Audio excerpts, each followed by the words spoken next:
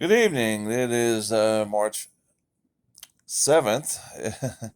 And there was I'm going to do something a little different with this channel. I've been asked to review movies because I often post on social media my comments about certain movies, past, present, and I thought I'd touch on a recent movie that opened, let's say it was released last few days. It was released on March 5th. I'm talking about Boss Level.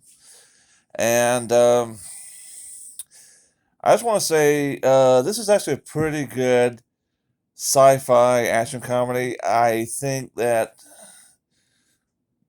not knowing a lot about this movie going in, I knew it had to deal with, the whole time loop gimmick that was popularized by Groundhog Day almost 30 years ago and reused in recent films, such as Edge of Tomorrow, which was released in 2014, and Happy Death Day to You, the first and the second one. So, the plot involves this Frank Grillo is a former military special ops officer named Roy Pulver who suddenly finds himself being chased all over the Atlanta metro area by a a very weird group of assassins. And if you've seen Edge of Tomorrow, it's pretty much he gets killed, and he wakes up the next day, he gets killed, and wakes up the next day, and he goes through all these things of having these people, these assassins, trying to kill him, and he knows exactly where they're going to turn up, or they know exactly where he's going to turn up because of a plot device that is explained halfway through the movie.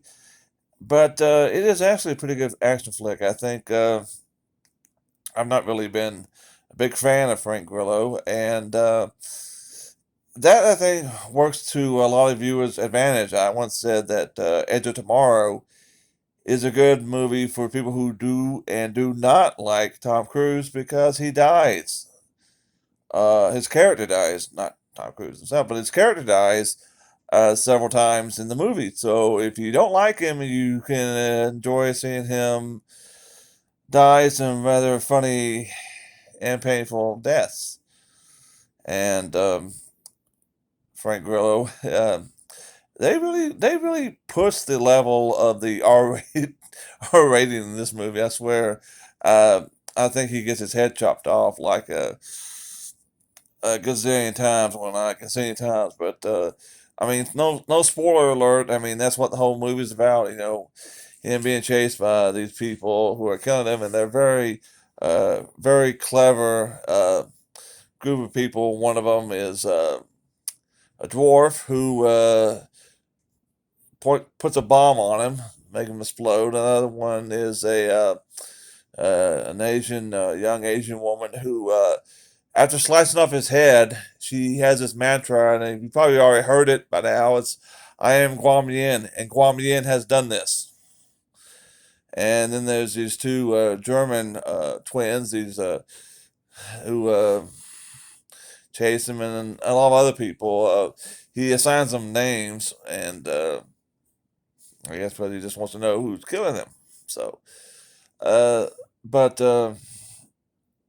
I think if he, I think not knowing what to expect going in, I actually enjoyed it a lot more. And you've heard a lot, I guess, in the last maybe 15, 20, 25 years of how action movies are becoming more video games. So why not make an action movie that plays like a video game? And there's a lot of video game references in this movie. This guy, he has a son who loves video games, and there's a great sequence in which he goes to, I think I want to say it's underground Atlanta or one of those areas in which they go to a gaming place to play video games, and there's a whole montage of them playing old and new video games. I I really can't describe the plot because the plot is like one of those. It doesn't really make a lot of sense, and you don't really need to know what's happened. Naomi Watts is a former love interest of the of Roy, and of course, the mother of their child. And she's a scientist, and she's doing some experiment. Something about a spindle. Kind of looks like the whole God's machine thing, paradox thing you've seen in all over. So it's one of those things where it doesn't really make a lot of sense what's going on. She's got him stuck in this time loop. Oop, well, sorry. I mean, it's obvious to anyone who knows what's going in that she has something to do with it. So I'm sorry if I spoiled a little bit there. But what I did find amusing was one of the main bad guys is played by Will Sasso. Will Sasso was a very big actor known for physical comedy, and he plays kind of what I would say he kind of plays the right arm, strong arm goon to the main villain played by Mel Gibson, who is pretty much almost uh, set now playing villains and bad guys, as he is let his mouth and his attitude pretty much limit his chances of getting certain roles now. And I think both Gibson and Sasso they play these villain roles very well. I think a lot of people like playing villains, and I think they get a kick out of it. And for someone like this role, you need an actor like Sasso who is known for a lot of physical comedy to play a character who you can kind of laugh at when he gets a knife in the balls or something like that. So, um, but yeah, it's a very great film, and it kind of reminds me of the old movies of Paul Verhoeven used to make when he made RoboCop, the original one, 1987, and Total Recall in 1990, and Starship Troopers in 1997, in which there was this an abundance of outrageous, over the top action, outrageous, over the top violence, and dark humor with a little bit of social commentary, satire. Nothing too big, but that's what makes this movie a good.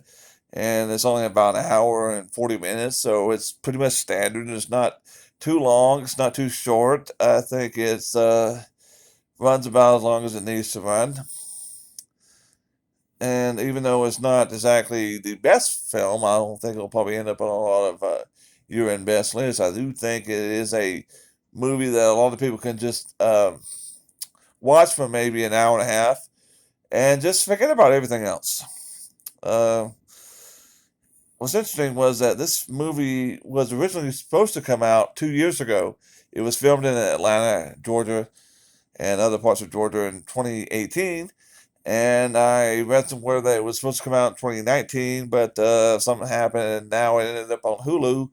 And I think with people having, TV sets that sometimes are bigger than some movie theater screens, that it is an appropriate place for it to be streaming online. And I think a lot of people will probably be watching it on big screens with the big surround sound. So it really doesn't matter paying the $10 to go see it in the movie theater. And I did also think it was kind of interesting that they had Rob Gronkowski in a role, which I didn't really recognize it at first until I saw it in the titles, but he does kind of have a little bit of a role in there for any of you Patriots fans. Of course, he just won another Super Bowl title with the Tampa Bay Buccaneers. So if you're a fan of him, you might want to watch this. The director, Joe Carnahan, he has directed Grillo and some other films, most notably The Gray, which was actually a very different film than what people made it out to be. It was actually a pretty interesting film about survival. and I think that is what makes this good because you're just expecting some mindless, dumb action film, and you get that, but you kind of enjoy it. And the ending, I'm pretty sure, is going to divide a lot of people because it leaves it. I won't say it leaves it open, um, like with Liam Neeson, fighting the alpha male wolf, but you know. I think it's a great ending. My only concern is that we're gonna find another sequel to this, and it's gonna be boss level to advanced boss level. But please, please, just let's just keep this at one and done. Uh, Joe Carnahan has said that it took him like 10 years to get this off the ground, so I think let's just let him have this one movie and let's go on to something else. So if you're still haven't watched it, and you have a Hulu subscription, uh, watch it, man. I think you'll like it. If you like action films, if you like action comedies, it's a comedy. Actually, there's a lot of other people in this movie. Um, Ken Jeong from Community and some other movies like the Hangover movies. He's in it. He has a role as a kind of like a bartender, and it is a pretty good flick. I would highly recommend it, and so check it out. Thank you.